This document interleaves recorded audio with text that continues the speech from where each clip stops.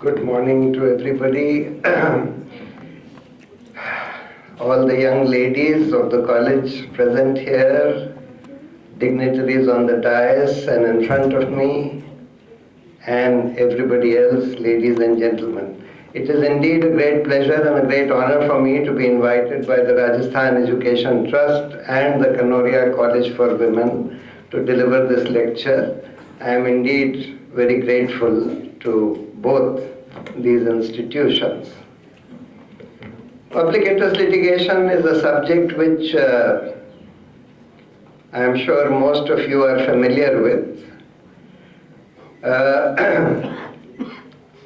It started in India sometime in the 70s, late 70s, where it was spearheaded by the Supreme Court, when the Supreme Court said that anybody can approach the court in general public interest or in the interest of disadvantaged sections of society who cannot themselves approach the court, either for the interest of the general public or for the interest of some particular sections of people who are unable to approach the court by themselves.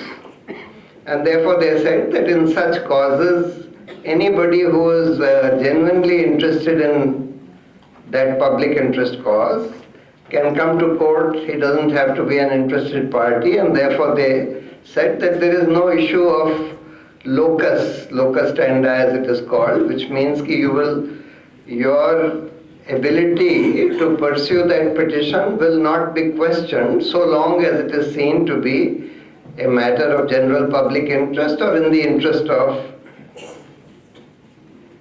weak sections of society who cannot approach the court themselves.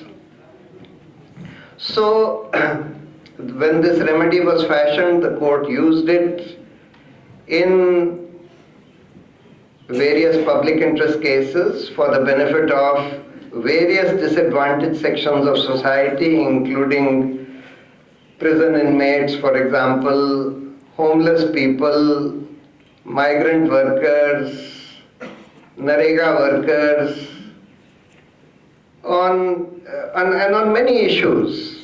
The issues which the Supreme Court went into in PILs were issues relating to food, healthcare, education, shelter. Then in the course of public interest litigation, the Supreme Court also expanded the meaning given to some of our fundamental rights, particularly Article 21. Article 21, which is the right to life and liberty, was given an expanded meaning to mean everything that is necessary to lead a dignified life. And they said that, well, basic health care, basic education, basic shelter, all are essential for anyone to enjoy life or liberty, and therefore those were expanded. Article 19 rights, which are the various civic rights, freedom of speech, association, assembly, etc., they were also expanded and given an expanded meaning in various public interest cases to include the right to information. In fact, the right to information originally came from Supreme Court judgments starting in 1974 in the Raj Narayan versus Indira Gandhi or Indira Gandhi versus Raj Narayan case, where the court held that the citizens of this country, who are the masters of a democracy, have a right to be informed about everything that any public authority is doing in all its particulars, so that they can exercise their democratic right about expressing their views about what's going on and doing whatever they can to set things right. Similarly, more recently, the Supreme Court also held that the right under Article 19(1)(a) is also includes the right to privacy. Of course, right to privacy has been held to be under Article 19 as well as Article 21, which is the right to life.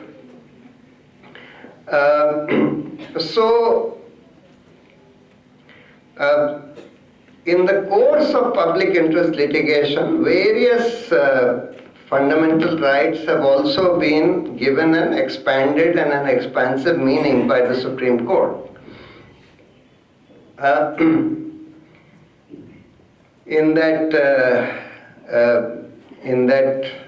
original ADR case, recently, of course, there has been another judgment in another case of ADR on electoral bonds.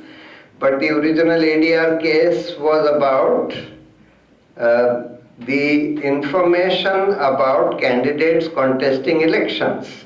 So the Supreme Court held that it is the right of every citizen to be informed. In a democracy like ours, every citizen needs to be informed about the essential qualifications and disqualifications of any candidate who is contesting elections. For people to be able to express their right to vote in a meaningful manner, you need to know some essential information, and therefore they directed the Election Commission to take an affidavit from every candidate mentioning his assets and liabilities, his criminal antecedents, as well as his or her educational qualifications.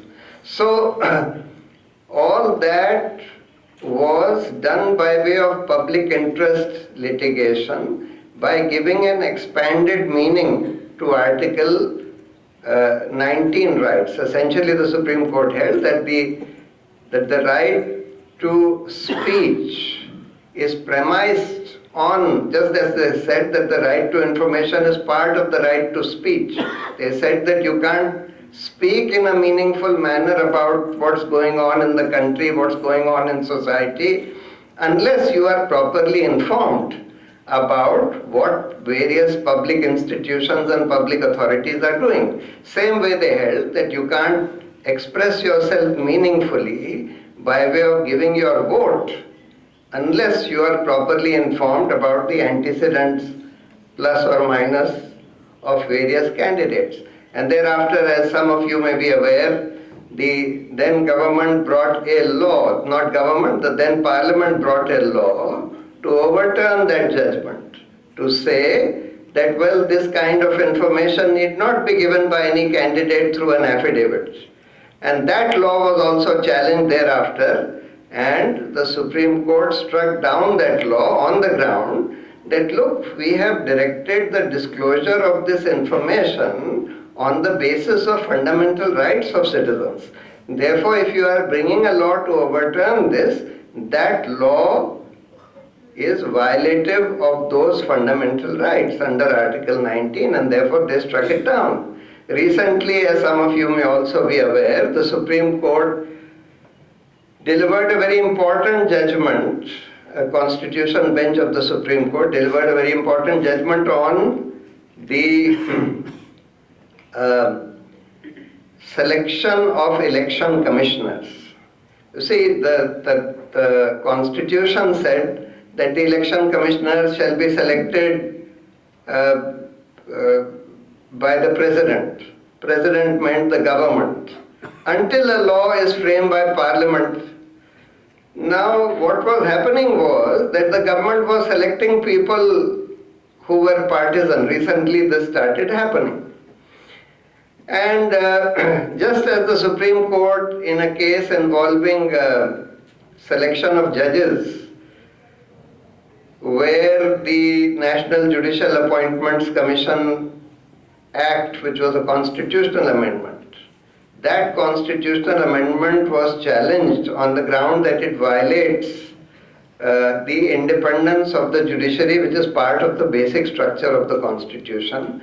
In that, essentially what had happened was that that constitution amendment laid down that the judges will be selected by a committee consisting of 3 senior judges of the Supreme Court, the law minister, 2 other jurists chosen by the other members, and the secretariat will be in the law ministry. The court held that this gives ample scope for the government to interfere with the selection of judges, because earlier the Supreme Court had said that in order to preserve the independence of the judiciary, the selection of judges cannot be left to the government. You see, the origin of this case was that originally the law, the constitution said that judges will be selected by the president president meant government in consultation with the Chief Justice. So initially the view was that government could select, they only need to consult the Chief Justice. Later the Supreme Court in another judgment held that look, if you allow the government to select judges, that actually interferes with the independence of the judiciary, which is very, very important in our democracy, because the judiciary has been given a very important job, the higher judiciary, that is the High Court and the Supreme Court, which is to protect fundamental rights of citizens, which are essentially violated by various authorities and governments. It has also been given the job of protecting other institutions, other democratic institutions, and for ensuring that the executive and the legislature act within the bounds of their powers. So, in order for the judiciary to perform this function, it needs to be totally independent of the government. And one aspect of, though they have been given functional independence in the sense that government has no disciplinary power over judges and only judges can be removed by a process of impeachment, which is a very difficult process, yet they said that even appointments, if the appointments are controlled or interfered with by the government, that itself will interfere with the independence of the judiciary, and therefore they took over the appointment and selection of judges in their own hands by providing that judges will be selected by a collegium of senior judges of the Supreme Court. Thereafter, the only role of the government is that if they do not agree with a particular selection, they can send the name back once to the collegium of senior judges. And if the collegium reiterates those names unanimously, then those persons have to be appointed. It's another matter, unfortunately, that this present government has unfortunately not even been following that judgment. And we are seeing a very large number of cases where recommendations of judges made by the collegium are not acted upon by the government. They just sit on those recommendations for several months, sometimes even years altogether. And even occasionally when they return the recommendation by saying that we do not agree with it, and thereafter the collegium reiterates the same recommendations unanimously, even then the government has not been issuing the notification for the appointment of those judges. But in that case, in the judicial appointments case, the Supreme Court held that even interference by the government in the process of selection of judges will detract from independence of the judiciary, and therefore they said that violates the basic structure of the Constitution. Now here in the Election Commission case, a Constitution bench held that you can't leave the selection of election commissioners, who are very, very important in our electoral democracy to conduct free and fair elections, to the government. This cannot be controlled by the government, and therefore they said that till a law is made by Parliament, we are directing that the selection will be made by a committee consisting of the Prime Minister, Leader of Opposition, and the Chief Justice of India. So this was a recommendation made by Law Commission and various other commissions which had gone into the question. They were all saying that, well, the Constitution says election commissioners will be selected by the President till a law is made by Parliament. And everybody was expecting that a law will be made by Parliament, and that was the sum and substance of the debates in Parliament also when the Constitution was being framed. Essentially, people said, well, law will be made by Parliament to provide for an independent selection committee. But unfortunately, that law was never made. And finally, the Supreme Court Constitution bench held that, look, you have to select them in this manner. Prime Minister, Leader of Opposition, Chief Justice. Unfortunately, this present government has overturned that also by bringing in a law which replaces the Chief Justice with another minister. So now you have Prime Minister, one other minister nominated by the Prime Minister, and leader of opposition, which means essentially that the government controls the appointments again. This law, just as in the earlier case of disclosure of antecedents of candidates, where the government tried to overturn that judgment by bringing in a law, same way this law has also been challenged in the Supreme Court on the same ground, which means that the Supreme Court delivered that judgment about selection of election commissioners on the basis of preserving the independence of the Election Commission, which they have held is a part of the basic structure of our Constitution. Thank you. So, if you bring a law which again shifts the business of selecting election commissioners in the hands of the government, clearly this law also violates free and fair elections, therefore democracy, therefore the basic structure of the Constitution. But unfortunately, despite the fact that one post of election commissioner was falling vacant and fell vacant in February, and this challenge came before that selection had to be made, and a plea was made that please stay the operation of this law and ensure that the committee to select the election commissioners remains what the Supreme Court has said: Chief Justice, Prime Minister, Leader of Opposition. But unfortunately the Supreme Court did not stay that law. So PILs over the course of the last, it's now been 45 years since public interest litigation started, more than 45 years.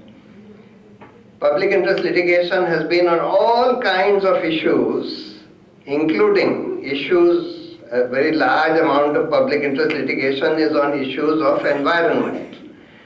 Because the Supreme Court held that Article 21 rights also include the right to a fair environment for citizens.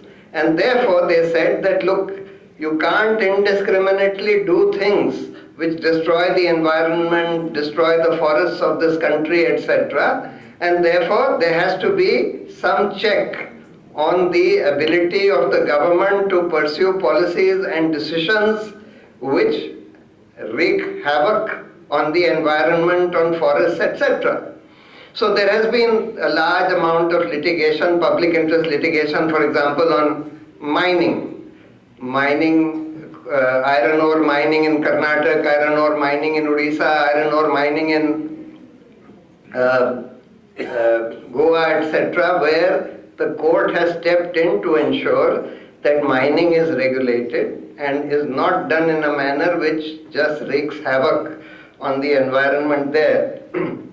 Similarly, there have been recently a large number of cases on corruption, because the court has also held that having a corruption-free society or a society which has less corruption is also part of Article 21 rights. And therefore, they have, so it started in a way with that Vinit Narayan case involving the functioning of the Central Bureau of Investigation, where the court not only held that corruption or a corruption-free society is part of Article 21 rights, and therefore in order to enforce that right or that limb of Article 21, the court can interfere to ensure that anti-corruption agency like the CBI is able to function independently of the government, because very often the government or senior government functionaries are themselves involved in that corruption which the CBI is investigating. And therefore, if the government controls the CBI completely, they will not allow the CBI to investigate those cases which involve senior people of the government. And therefore the court said that, look, you need to bring about these institutional reforms within CBI to ensure that the CBI director enjoys a fixed tenure, to ensure that the CBI director is selected in a manner where the government doesn't totally control the CBI director, and about transfers, etc. within the CBI. Various directions were given. Similar thing the court did in the police reforms case of Prakash Singh, where the issue was that, look, the police is also not being able to do its duty, especially in the role of investigation of crime. It is not being able to do its duty even for law and order. The police has two kinds of functions, law and order and investigation of crime. It is not being able to do its duty properly because it is excessively controlled by the governments, and governments or senior government functionaries are often involved in either situations of law and order and certainly often in situations of crime. So therefore, they gave a series of directions. Of course, there is always a basis for these judgments. So the court analyzed a large number of committees which had gone into this question of police reforms and making the police independent of the government. Started with the Shah Commission after the emergency. And thereafter, there were a series of commissions, the Dharamveera Commission and various other commissions which had given reports. And the court said that, look, so many commissions have gone into this matter for the last 30 years, and yet no reforms which have been recommended by these commissions and committees have been made. And therefore, we are directing, in order to preserve law and order in this country, to ensure that the police does its job of investigating crimes, does its job of preserving law and order, and the rule of law. They gave a series of 6 directions about police reforms. They said that the police chief in every state has to have a fixed tenure, the police chief has to be selected in this manner. They said that there has to be a police establishment board which takes care of transfers and postings of police officers above a certain level, etc. All those directions were given. So, what I am pointing out is that apart from taking up several issues involving Article 21 rights and within the expanded meaning of Article 21, etc., the court in its public interest law jurisdiction has also started giving directions for institutional reforms of institutions which are critical for the functioning of our democracy, like Election Commission, police, CBI, civil services. So there have been a slew of decisions on institutional reforms also. On sexual harassment of women, that famous Vishaka case, where the court said that, look, there are international conventions which India has signed, which can be read into our domestic law unless there is a domestic law to the contrary. And therefore they said that every institution needs to set up a sexual harassment committee, which should have a certain character, which should be able to independently investigate complaints of sexual harassment against women. So, this has been the sort of growing range of issues which have been taken up by the Supreme Court primarily in public interest litigation. Of course, the high courts are also fully empowered. Article 22-26 empower the high courts equally to take up and deal with public interest litigation in the same manner in which the Supreme Court can do. Now there are some specific issues which have come to be raised from time to time about public interest litigation. One of them is that, of course, there has been some pushback from the government on public interest litigation because the government says that there is judicial overreach by the judiciary, they are interfering with executive functions, they are interfering with governmental functions, the court is spending too much time on public interest litigation. All these kind of criticisms have been made, and mostly these criticisms come from the government. From various governments which are in power. Now it is true that, and there is also now, the judiciary is also saying sometimes that there is misuse of public interest litigation, that there are publicity seeking public interest litigation being filed. They also say that there are malicious public interest litigation being filed by interested parties and so on.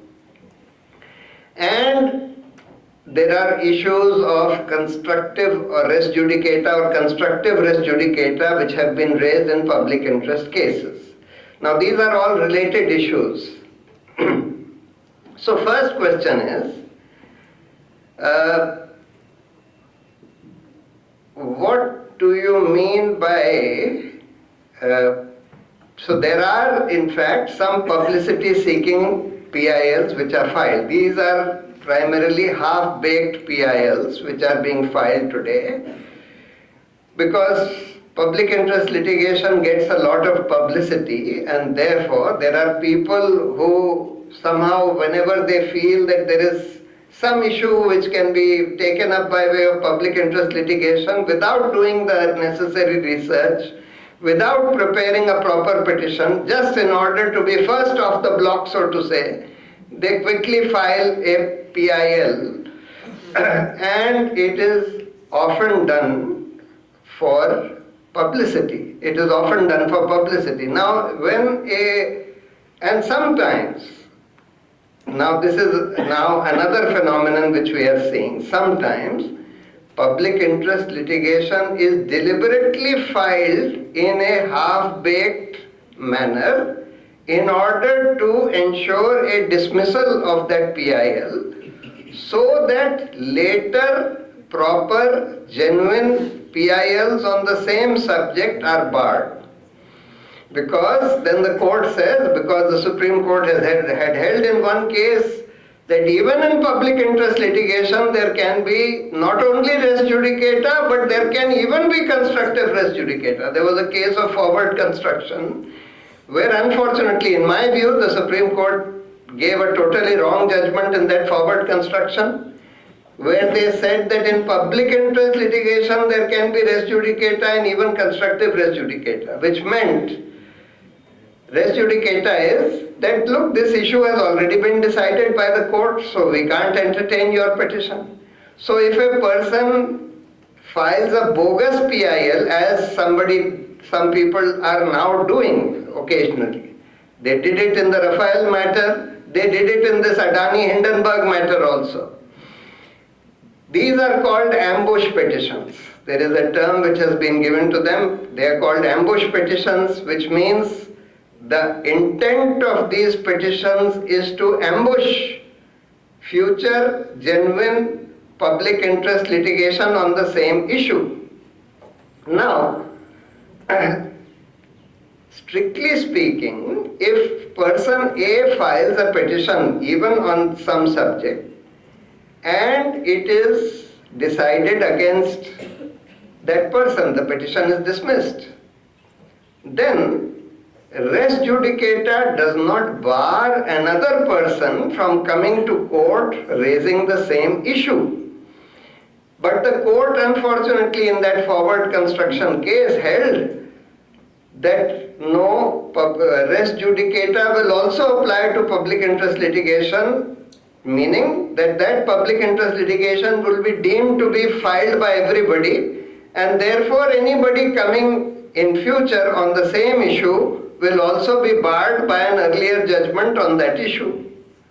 Even if the issues raised in that petition have not been decided or not even been considered, or even if those issues which have been raised in the second petition were not raised in the first petition. They said even constructive res judicata will apply, because if there is a ground which you could have taken in the first petition, or somebody could have taken in the first petition but was not taken and therefore not decided, even then a future petitioner will be barred from raising that issue in a subsequent petition, where he is raising an issue and taking a ground which was not even taken in the first petition and therefore not decided. But fortunately, there has been a recent judgment of the Supreme Court in a case called Confederation of Officers Associations, which involved the privatization of a company called Hindustan Zinc, which was privatized to a company called Sterlite or Vedant. In that, the Supreme Court has held that, look, we need to be wary when dealing with public interest litigation. We need to be wary of this phenomenon of ambush petitions. And therefore, unless an issue has been properly considered and decided in an earlier petition, a subsequent petition raising that issue will not be barred on the ground of res judicata or constructive res judicata. So this is a very, very important principle. But on that issue of half-baked, publicity-oriented petitions which are also being filed today, you see, when we think of, because many of you are going to be lawyers soon, and many of you will perhaps want to file some public interest petitions also. So when you ask this question as to what do I do when I see some issue which is of public interest, which I feel can be taken to court by way of a public interest petition, what should I do? What is the job of a lawyer who is thinking of filing a public interest petition? So the first thing is that you think of what is the prayer that you want to seek. That means, what is the relief that you want to seek from the court? What is the direction that you want the court to issue? For example, you see a problem of corruption, and you say, well, there's a lot of corruption in the country and I want to file a PIL on corruption. All right. Now, suppose you go to court saying that there is a lot of corruption in the country, so the court should issue directions to stop corruption. The court will say that, look, what direction can we issue? How can we stop corruption? Yes, there is corruption in the country, but what do you want us to do? How can we do something which will stop corruption? That's the job of the government. What will the court do in this matter? So the first thing for you to think of and focus on is the prayer that you want to seek or the direction that you want the court to give. And this kind of direction that stop corruption is meaningless. Suppose the court issues a direction to all the government, stop corruption, that's not going to make any difference. So unless the court issues a direction which has some meaning, if the court says, look, this is the corruption, anti-corruption agency, the CBI, one of the reasons for the ongoing corruption is that the CBI's hands are tied or the CBI doesn't have enough powers, and therefore we direct that the CBI's hands should be untied, that the CBI should be given these powers, etc. That makes some sense. So you have to focus first on the prayer or the direction that you want the court to issue.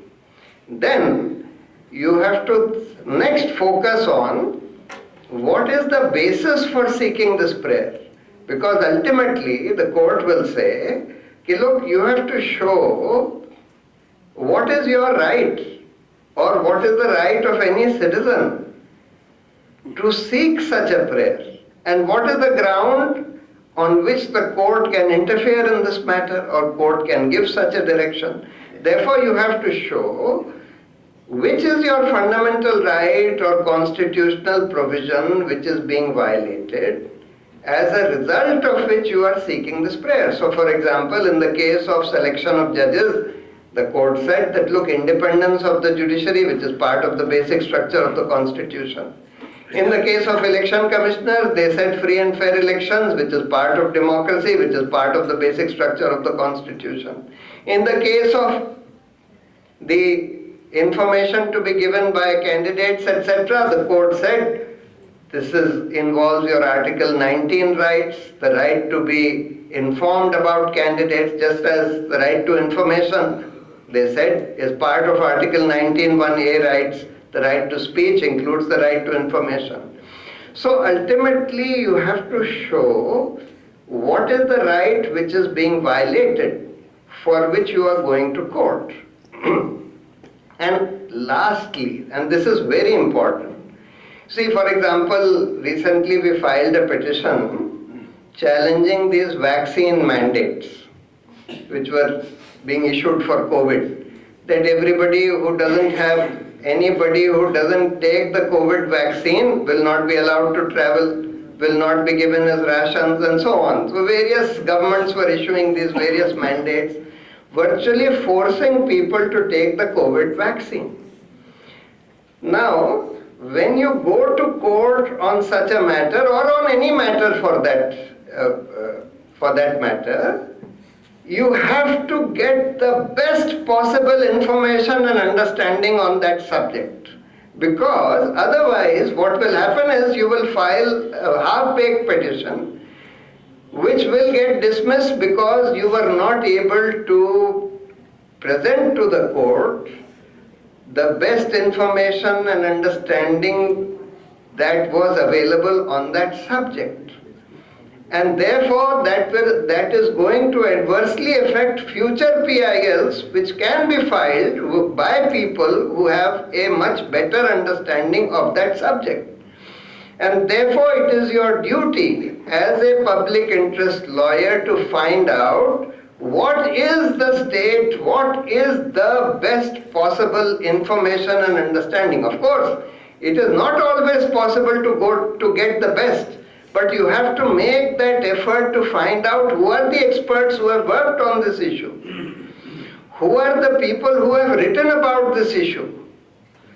So today, in the age of internet, it is relatively easy to find out. Earlier it was not so easy to find out. And therefore you have to make that effort to find out who are the best people who have written about this issue. Of course, there is a word of caution here. Those people whom we consider experts often have vested interests. And you have to be very, very wary of that.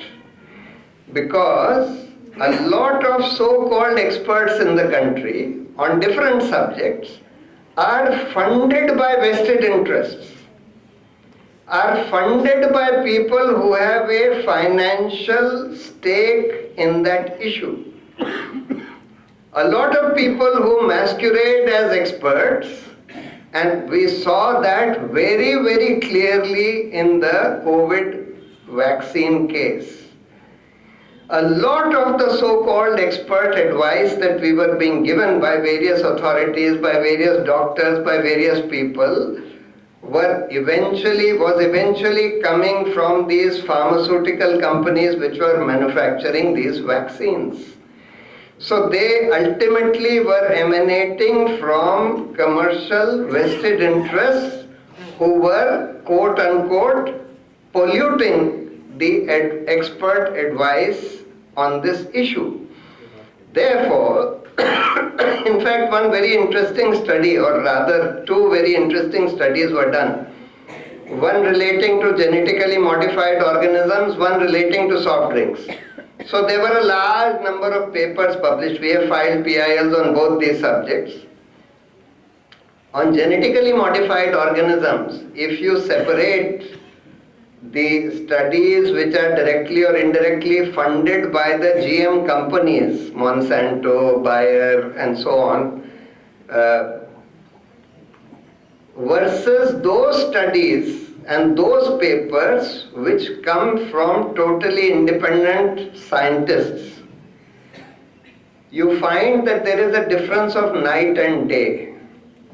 Virtually all the papers which are directly or indirectly funded by the industry will say that genetically modified organisms and genetically modified foods are totally safe. And virtually all the papers coming from independent scientists who are not funded in any way directly or indirectly will say exactly the opposite.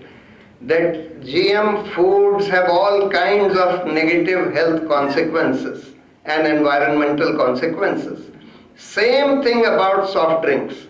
You separate the studies and the papers on the basis of those which are funded directly or indirectly by the soft drink industry versus those which are not funded, and you will find a difference of night and day.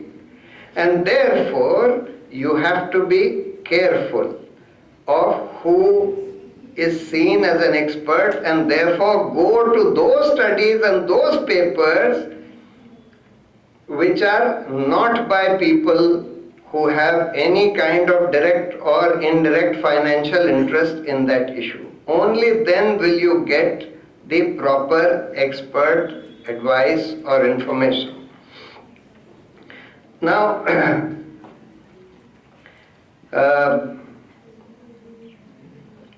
future of PILs. So,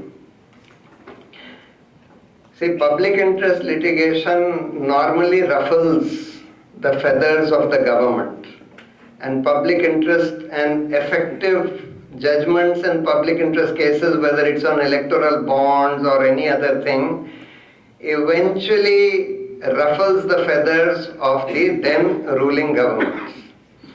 And therefore, there is a very, very serious pushback against public interest litigation and courts giving judgments and PILs by the ruling governments.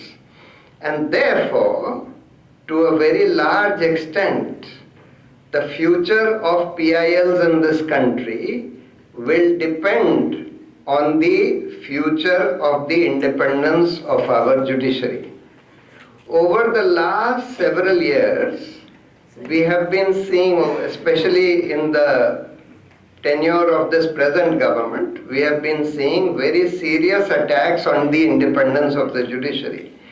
These attacks are coming by way of offering post-retirement jobs to judges who do the bidding of the government when they are in office, and they give judgments in favor of the government. As Arun Jaitley said in Parliament once, post-retirement jobs influence pre-retirement judgments. And we have seen any number of people. There's the case of Chief Justice Gogoi being given Rajya Sabha membership after the Rafale judgment, after the Ayodhya judgment. There is the case of this Justice Arun Mishra giving any number of judgments in favor of the government and then being made chairman of the National Human Rights Commission, where he presides and holds seminars on how human rights organizations are defeating human rights. I mean, this is the kind of thing that this gentleman who's been made chairman of the National Human Rights Commission is doing. There is the case of, now recently the case of Justice Khanvilkar, who has given any number of absolutely horrendous judgments on civil liberties, restricting the scope of civil liberties, expanding the powers of the enforcement directorate and so on, who gave a judgment saying that Teesta Setalwar should be prosecuted for raising the case of Gujarat riots, who gave a judgment saying that Himanshu Kumar should be prosecuted for raising the case of tribals who had been killed in police encounters in Chhattisgarh, etc. He has recently been appointed Lokpal. So, this is one problem. Second, of course, is that when there is a very strong fascist government, we find that except some very strong, robust judges, a lot of judges are just too weak and unable to stand up to a fascist government like the present one. The third problem is that this government has adopted this policy of just not appointing judges who are seen to be independent. So they didn't allow the appointment of Justice Muralidhar, they didn't allow the appointment of Justice Akhil Qureshi. They have been sitting on the nominations of virtually every Muslim judge who is recommended by the by the Collegium of the Supreme Court. They have been sitting on actually dozens of people who have been recommended by the Collegium. Ultimately what the Collegium does is, unfortunately, you see, I have been telling them that look, this is contempt of court. You need to haul up the law secretary or the law minister for this contempt of court. If they are not following the judgment of the court, you need to haul them up. But unfortunately, they do not have that strength to haul up the law minister. Therefore, what they are doing is, they are then entering into a compromise. All right, you please appoint 2 of our judges and we'll appoint 2 of your judges. 2 of the judges recommended by the government and 2 judges recommended by us. This kind of compromise is taking place. And of course, in that process, it is not that no independent judges are getting appointed to the Supreme Court or the High Court. A few do get appointed. Out of the 2 recommended by the Collegium who get appointed, 1 may be independent, 1 may not be so independent also, because there is also a lot of nepotism in selections by the Collegium. So therefore, gradually over the years we have seen that the percentage of independent judges coming to the Supreme Court or the High Court has been reducing. And of course, the most dangerous thing that this government has been doing is to prepare dossiers on every judge, asking IB, CBI, ED, income tax, all to prepare dossiers on judges, and if they find some weakness of that judge or any close relative of his, then that they use that to influence that judge. As a result of which, over the last 7, 8 years, we have seen the Supreme Court and the judiciary in general, high courts also, they have gradually and progressively lost their independence. And therefore, the future of public interest litigation will depend largely on whether the courts are able to rise up and regain their independence or not. Because if they are not able to do so, then unfortunately I see a bleak future for public interest litigation in this country. And of course I would like to see, there are many issues which the courts need to take up by way of public interest litigation. Today, despite the Supreme Court's judgment on police reforms have not been implemented. Despite the Supreme Court's judgment on even CBI's independence, we are seeing that the CBI is functioning like a caged parrot. The Supreme Court has also said so. So all institutions, Election Commission, despite the Supreme Court's judgment, the Election Commission is still functioning as a caged parrot. The Comptroller and Auditor General, which used to be an independent institution, its independence has been very, very drastically reduced in recent years, with the result that the number of audits that the CAG does of central government has come down to by more than 75%. It has been reduced by more than 75%. In the Rafale defense deal, for the first time in any defense deal, the CAG omitted the pricing details from its audit. And this was done at the behest of the government, because the government filed a note before the Supreme Court in the Rafale case saying that the CAG audit report has come, which it had not come by that time. And the pricing details have been omitted. How did the government note that the pricing details would be omitted? They had never been omitted in any defense audit, but in this case they were omitted, obviously at the behest of the government. So what we are seeing is a progressive destruction of the independence of all kinds of institutions, including educational institutions like universities, etc. In universities also we are seeing the same thing, that people who are recommended by the RSS are being appointed vice chancellors. Some of them are not even qualified for the job, even according to the paper qualifications of the UGC. But all that is happening. Then there are serious issues of institutional reforms of our democracy itself. Today, democracy or elections have largely become a game of money and propaganda. And money and propaganda have come into the hands of only the ruling party. Today the BJP has more than 60% of all the funds of all political parties put together. That means the BJP has twice as much funds as all the other political parties put together. They have control over all instruments of publicity. Of course, they use the government funds as well as government servants for publicity, all these selfie points, etc. They also use government funds to influence all these other media organizations by giving them government advertisements. Thousands of crores by way of government advertisements are being given to influence the media. So therefore, these are very, very serious issues of our democracy.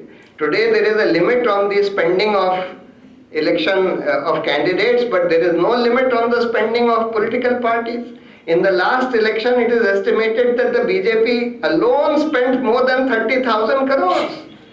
The limit for one candidate, that means for 500 candidates in Lok Sabha, put together is less than 500 crores.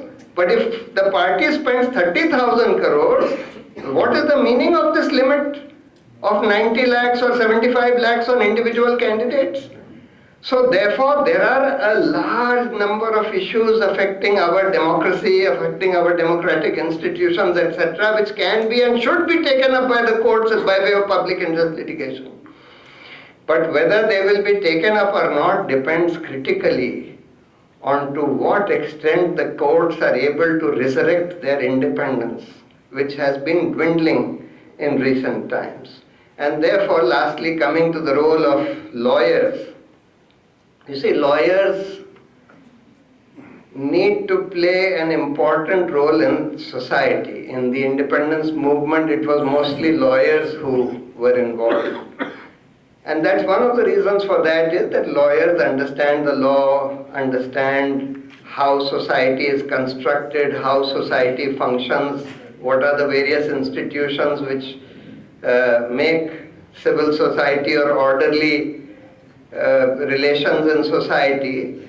And that is also one of the reasons why lawyers have been at the forefront of social reforms, political reforms, etc. But in the recent past, what we are seeing is, there was a time during the emergency when the bar stood up as one in the Supreme Court, in Bombay and so on against the emergency. But today, despite the virtual collapse of our democracy in this country, virtual collapse of institutions in this country, we are not seeing lawyers rise to that occasion. And therefore, we need more public-spirited lawyers in this country.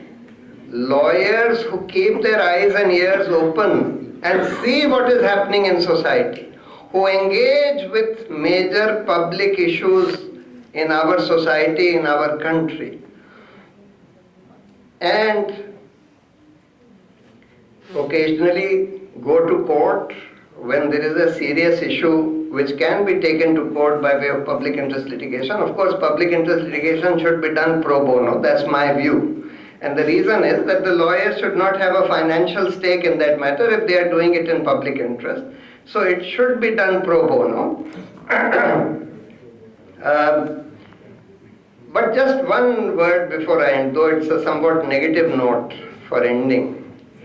You see, there is a progressive collapse of our judiciary in this country. It's not merely because of the independence of the judiciary being collapsing, it's also because the judiciary is virtually dysfunctional. Firstly, ordinary people cannot approach the courts to get justice. That's why vast majority of the people languishing in jails are not even, they are under trials or under investigation. They are not convicts.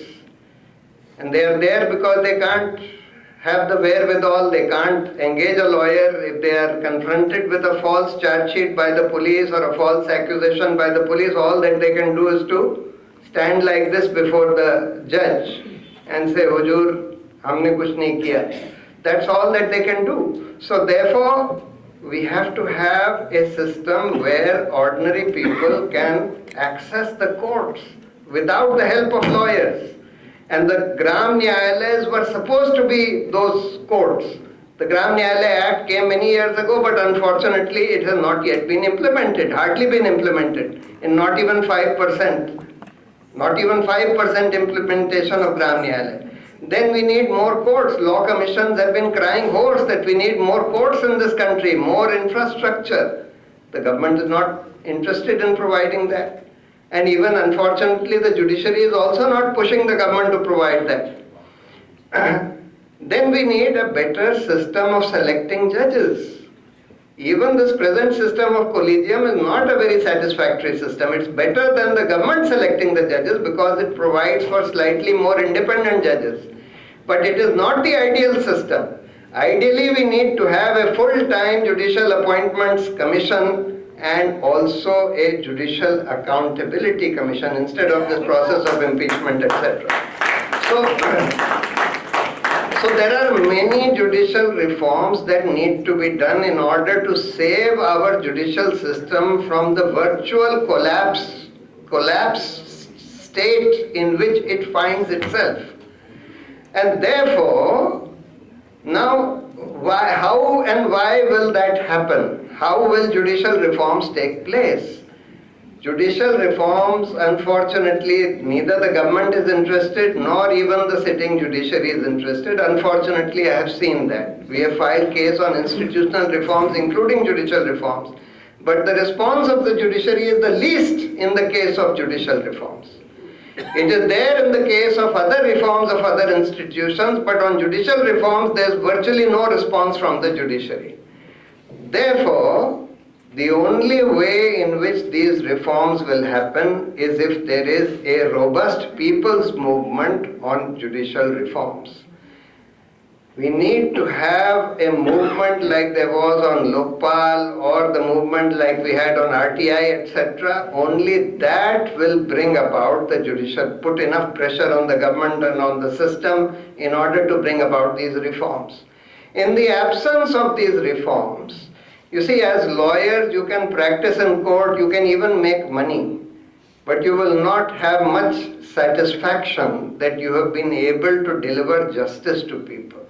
Unfortunately, there is very little justice being delivered to people in our present system. The other caution that I wanted to sound, and I need to sound that caution because I believe that's what is the shape of things to come. I have been studying the developments in artificial intelligence now very closely for the last couple of years.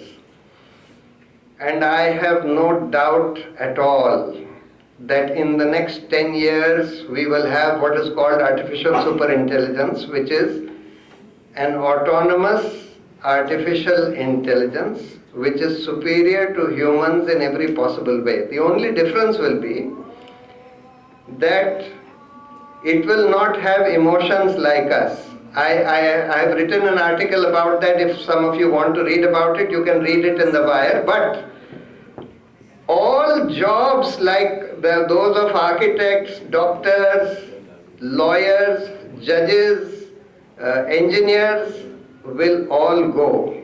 Because artificial intelligence will be able, even judges, artificial intelligence will form far better, far fairer judges than humans have ever done. And therefore, I feel that this profession is about to get over. And it's unfortunate, but this is what is the shape of things to come, and the shape of things to come in not too distant a future. The only jobs that will survive, in my view, are those jobs which deal with human emotions, that is, writing books, creative books, making movies, or anything else to do with music and so on, with which deal with human emotions. Because that's one aspect which AI will not take over, but otherwise I feel, however, that's something that is still some way off. If till that time we are able to reform the system, if we are able to put enough pressure to reform the system, we will still see us getting some job satisfaction by way of getting justice for our clients. If we are able to resurrect the independence of the judiciary, we will still see some important orders on institutional reforms and public interest litigation in this country. Thank you very much.